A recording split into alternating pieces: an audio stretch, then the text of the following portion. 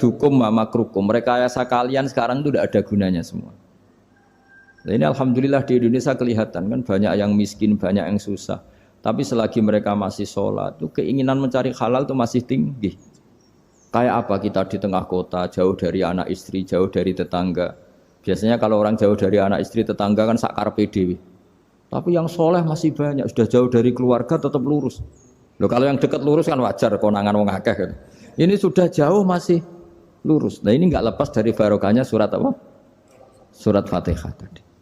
Jadi karena ada surat yang menjamin pelafalnya atau qailiha terbebas dari api neraka. Wa qalat as-sayatinu lahu is ayushay'an ta'muruna ya maulana. Faqala lahum idhabu wajtahidu hatta tukhfilu qulubahum hatta la yaqulu hadhihi surah. Lalu kita gimana? Jari para setan gitu. Lalu kita gimana? Terus kata iblis, sudah bikin mereka lupa sehingga tidak baca lagi. Selagi masih baca kita pasti keok. Jadi kalau sampean sudah jarang baca Fatihah itu berarti sudah bagian dari kemenangan apa? Iblis. Jadi kalau sampean sudah jarang baca Fatihah itu berarti bagian dari kekalahan Anda, kemenangan iblis. Masih sering baca?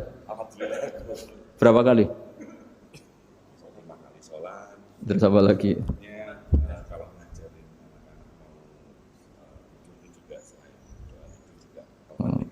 Kok 5 kali tok itu? Berarti pas sholat fardu tok itu. Enggak 5 kali itu mendingan itu 17. Kamu itu ngitungnya jangan 5 ini. 5 waktu itu berarti lumayan kan? Berapa? 17 ya? Iya. 17 ya? Ya. 17. Tapi kalau makmum tuh sering separuh kan, apalagi makmum tarawih. Ya kan? Makmum tarawih itu bacanya Fatihah ada yang sempurna enggak ya? Ya enggak lah. Baru alhamdulillah rabbil alamin ruko ikut ruko gitu. Makmum kan yang tarawih lah Mas. Kalau tarawih jarang sempurna ya. Fatihahnya itu. Kan imam sudah ruko. Kamu bacanya Fatihah sampai mana gitu? Baru setengah ya. Ya paling pas tarawih aja kan enggak sempurna ya. Apalagi kalau imamnya sing kilat tuh waduh malah. Nah ketika Fatihah itu sebegitu keramatnya, sebegitu topnya, itu setan rapat, singkat cerita itu yang tadi dipimpin oleh iblis yang sedang terkapar apa? Terus tali obatnya enggak ada, cuma dia shock karena ada surat yang turun yang melafatkan itu pasti selamat dari apa? Neraka. Nah ini gimana saran Anda? Terus sarannya adalah bikin orang-orang itu lupa, tidak baca Fatihah. Nah ini rapatnya iblis. Idhabu wajtahidu hatta tukhfilu qulubahum hatta la yaqulu hadhihi surah. Kala yuksiru qira'ataha wa la yakunu lahum ajrun wa thawabun bal yakunu lahum adzabun wa iqabun.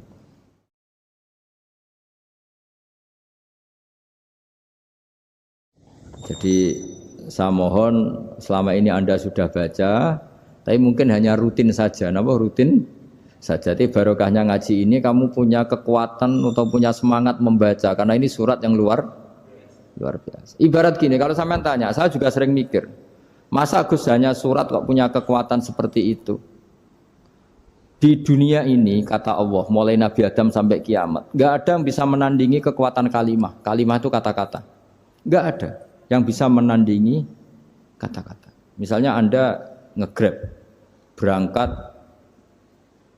istri cuek, berangkat cuek. Itu beda dengan ketika meskipun satu kalimat. Wes Pak, muga-muga dilindungi pangeran, mugi-mugi jenengan selamat. Itu menjadi teduh dan semangatnya luar biasa karena kayak mendapat support. Jadi kira-kira kalimat itu hubungannya kita dengan Allah, Fatihah itu seperti itu. Kamu melafadzkan satu kata-kata yang dibenarkan langit bumi, dibenarkan aras, dibenarkan malaikat, dibenarkan semua penghuni di dunia ini. Sehingga itu efeknya luar biasa. Itu seperti gini ya, kamu cerai sama istri, terus nikah lagi katut babon. 10 tahun anak kamu dididik, ibunya benci kamu. Dan memang Anda layak dibenci. Dididik. Dan sampai nggak pernah manggil kamu Pak. Suatu saat, kamu tentu rindu kan, ingin dipanggil bapak oleh anak kamu. Suatu saat anak ini manggil kamu Pak E. Itu senengnya bukan main, hanya sebuah kata-kata. Makanya kadang-kadang orang itu tanya sama kiai, ijazah lafadz ini gunanya apa sih? Itu ijazah-ijazah itu untaian kata-kata. Yang kata-kata ini dibenarkan langit dan bumi dan aras dan para malaikat sehingga efeknya itu luar. Nah ibarat seperti itulah. Kamu melafadzkan Fatihah itu melafadzkan kata-kata yang dibenarkan Allah dan Rasul dan semua malaikat, semua penghuni langit. Maka ini efeknya pasti luar. Nah di sini lah orang-orang dulu tuh tahu keramatnya itu sehingga ketika melawan Belanda, melawan Jepang dulu itu kalimat-kalimat itu menjadi mantra yang luar biasa. Doa lah, doa yang luar biasa. Tapi di era modern karena orang sudah tidak ngerti itu, dianggap itu mantra, jimat, khurafat, bid'ah, waduh ribet meneh. Sebetulnya tidak seperti itu. Memang kata-kata ini kekuatannya luar biasa. Sama kesakitan hati kamu juga karena itu. Wis ngojek wangilan. Lha Pak di bojo kok kowe gagahe tok kere. Wah, iku seling terus mesti. Padahal kalimat itu kan tidak melukai secara fisik, tapi apa kerjanya sesuk sarasa-rasen. Karena terus dengan pengadilan seperti itu kan ngapain kerja demi perempuan yang seperti ini. Lagi-lagi kata-kata ini luar. Nah bayangkan kalau kata-kata itu adalah kalimat yang diajarkan Allah lewat Rasulnya, lewat malaikat Jibril. Kayak apa kekuatannya itu? Nah, kira-kira Fatihah itu gitu. Kalimat yang baik, kalimatan thayyibah diajarkan oleh Allah dan Rasul. Kayak apa kira-kira kekuatannya? Pasti luar biasa.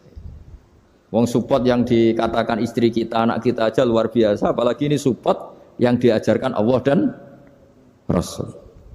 Ya makanya saya mohon kalau baca Fatihah, baca kalimat-kalimat thayyibah ketika sholat itu dijiwai.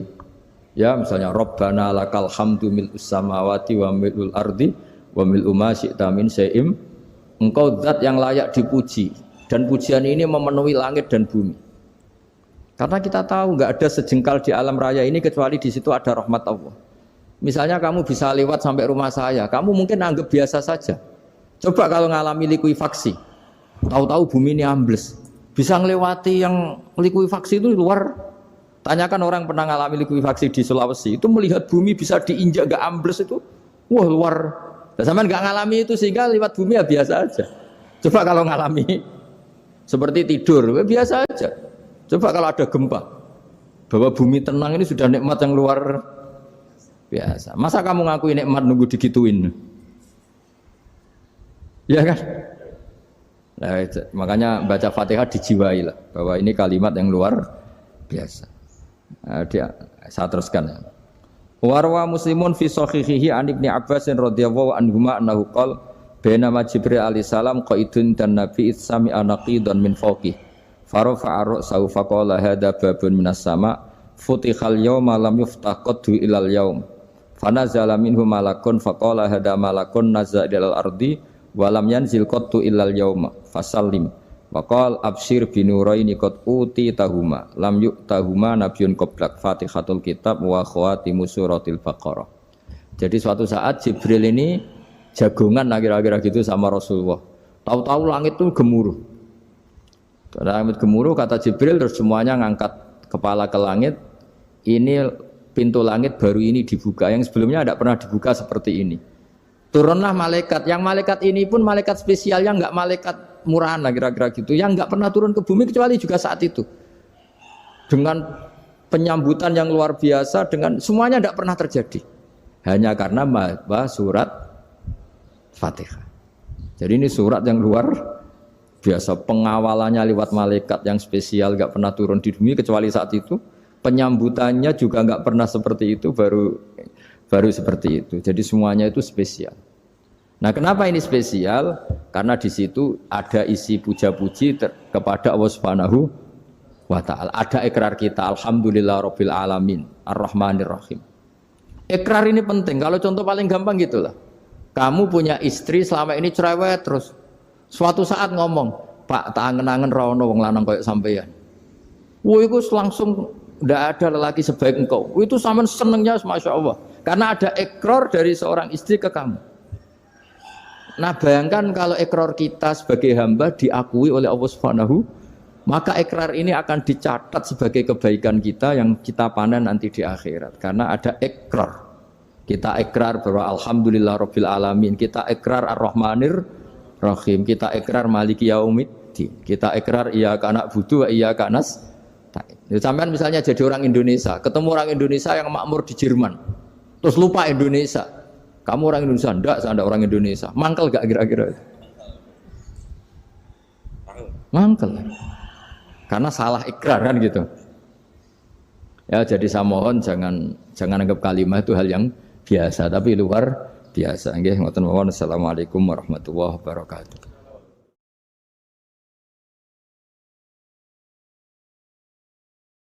Saya berkali-kali kampanye di mana-mana lah, kampanye dan menganjurkan. Di antara catatan dalam Suhufi Ibrahim wa Musa kan ada kan di Quran itu yang dinamakan lampiran-lampiran wasiatnya Nabi Ibrahim dan Nabi apa? Musa. Itu di antara catatannya begini. Orang yang punya akal itu adalah orang yang bisa menikmati sesuatu yang baik. Misalnya gini, contoh gampang gini. Kamu punya anak pertama atau punya anak yang masih kecil, itu gendong tuh senangnya bukan main. Melihat anak sehat tuh senangnya bukan main. Mungkin saat itu banyak orang yang sedang maksiat dengan perempuan nakal atau dengan teman-teman nakalnya, yang nganggap seperti itu tidak nikmat. Tapi andaikan ini ditimbang ya ditimbang. Yang maksiat betulan, misalnya paling ukuran bahagianya itu 70%. Tapi yang ini, yang nimang anak baru lahir atau masih kecil, corong Jawa ngeloni anak, bisa saja bahagianya itu sampai 100%. Artinya selama ini kesalahan kita adalah nganggap maksiat itu pasti menyenangkan dan taat itu tidak menyenangkan. Makanya saya berkali-kali fatwa, untuk melawan kenikmatan maksiat, orang harus terbiasa menikmati taat, menikmati kebaikan. Jangan kira kita nimang istri nikmat, nimang anak nikmat, ketemu teman yang lama tidak ketemu juga nikmat. Artinya kita akan melewati berjam-jam untuk jagungan sama teman, sama anak, sama istri. Dan itu harus kamu nikmati. Supaya mengganti tidak berkebutuhan nikmat yang lewat jalur maksiat. Jadi saya mohon sarana-sarana yang menyenangkan itu, yang taat itu kita maksimalkan. Makanya bapak saya itu sering pesen, kowe nak ngaji sing guyon, sing seneng. Nganti wong maksiat itu karena cari kesenangan. Coba kalau kesenangan itu sudah didapatkan saat taat, maka tidak butuh lagi kesenangan yang berbentuk maksiat. Makanya orang-orang wali dulu kalau sudah sholat itu gak bisa berhenti karena merasa nikmat. Makanya Nabi pernah ngendikan wa qurratu aini fi sholat, nyaman saya itu kalau sedang sholat.